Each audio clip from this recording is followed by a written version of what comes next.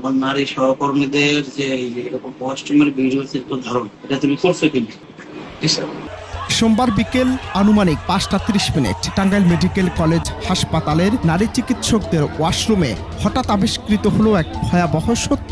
নিখুঁতভাবে লুকিয়ে রাখা একটি পেন ক্যামেরা, যা দীর্ঘ সময় ধরে রেকর্ড করছিল ব্যক্তিগত সব মুহূর্ত। কিন্তু জঘন্য কাজের কারিগর কোনো পেশাদার অপরাধী নয়, বরং খোদ হাসপাতালেরই একজন হবু চিকিৎসক রায়হান কবির ইমন। তার এই বিকৃত মানসিকতার শিকার শুধু তার ব্যাচমেটরাই নন, বরং রেহাই পাননি সিনিয়র ডাক্তার থেকে শুরু করে খোদ শিক্ষিকারাও।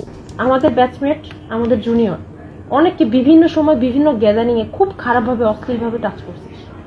এটা কি তুই স্বীকার করিস? আমি ইন্টেনশনালি কাউকে ওইভাবে টাচ করি। এই এলিগেশনটা তুই ছাড়া বাকি 25টা ছেলের নামে কখনোই ওঠে না। এবং অ্যাক্সিডেন্টাল টাচ আর ব্যাড টাচ আমরা কিন্তু বুঝি। অ্যাক্সিডেন্টটা শুধুমাত্র তোর সাথেই হয়েছে এবং প্রত্যেকটা মেয়ের সাথে হয়েছে। এটা কখনোই কোইন্সিডেন্স হতে পারে? তোর কি মনে হয়? বাট আমার জানা মতে আমি যথেষ্ট সেফলি থাকার চেষ্টা করেছি।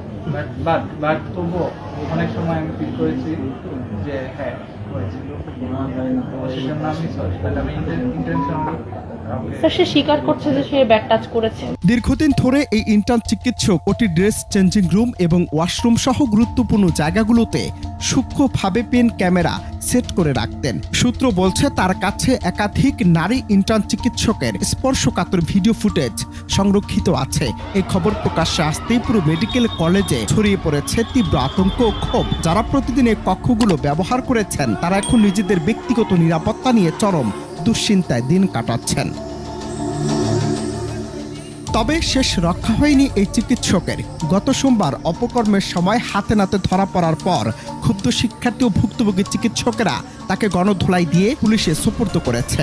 এর আগে মেডিকেল কলেজ প্রশাসন তার মুখোমুখি হলে অকপটে সব অপরাধ স্বীকার করে নেয়। চিকিৎসকের ছদ্মবেশে থাকায় বিকৃত অপরাধীর বিচার দাবিতে উত্তাল হয়ে ওঠে পুরো ক্যাম্পাস, যা পুরো দেশের চিকিৎসা অঙ্গনে এক কালো অধ্যায়ে জন্ম দিয়েছে। তার এই স্বীকারোক্তি নিয়েও তোলপাড় এখন জেলা জুড়ে।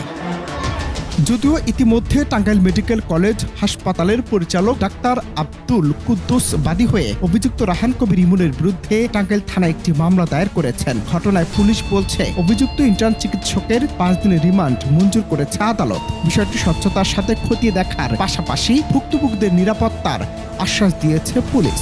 আসামিও অ্যারেস্ট হয়েছে এবং তাকে অলরেডি আমরা 5 দিনের রিমান্ডে পেয়েছি। আমরা তদন্তাধীন, পরবর্তী তদন্ত সাপেক্ষে বিস্তারিত বলা যাবে। অনন্ত হাসান মাসুদ, বাংলা টিভি।